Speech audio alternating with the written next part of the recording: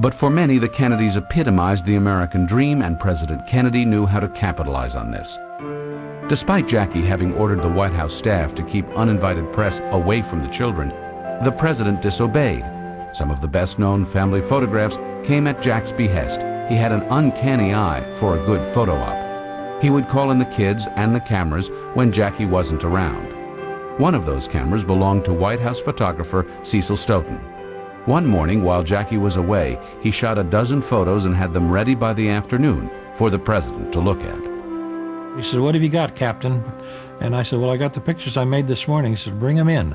So I brought them in. I stood behind his desk while he riffled through these 12 prints. And when he came to the famous one of the two children with their feet just gently touching the rug, and he's sitting there clapping, he was excited about it, and he called Pierre Salinger on his intercom and said, "Pierre, come in, I've got something for you." Kennedy had Press Secretary Pierre Salinger release it to the media. The next day, the picture was in newspapers across the country. That summer, Stoughton joined the first family for weekends at the Squaw Island retreat they rented near Hyannisport. There, he shot home movies, directed by Jackie. They were not released publicly until years after John Kennedy's death. Well, I would be invited to go to all of those events and put it on film for her perusal. She didn't like silent films. I'd put some appropriate music with it, and the following weekend I'd take a projector and a screen into their living room at Squaw Island and show them the film of last week. So they didn't have to go downtown to the Bijou and see a Saturday night movie. They'd have their own in their living room.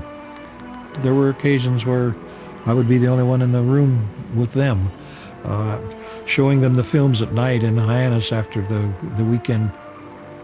They'd go up the stairs hand in hand, saying, "You can let yourself out, Captain." The summer of 1963 seemed an idyllic time on the Cape. They were getting ready for a new baby, and Kennedy's health was improving. It was the best it had been since he was a teenager. He was on fewer pain medications, and he was... At that proximity that I finally laid my camera down and managed to sob a little bit.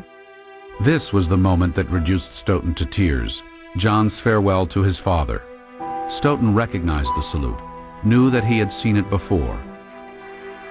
He reviewed the footage of the family's last weekend together.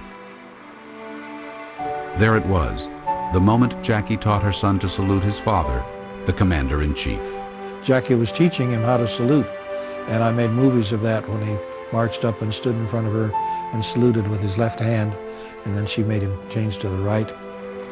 So he learned to salute under my camera. It's been images like these, recorded that last weekend at the family's home in Middleburg, Virginia, that have helped shape our view of the final days of Kennedy's life.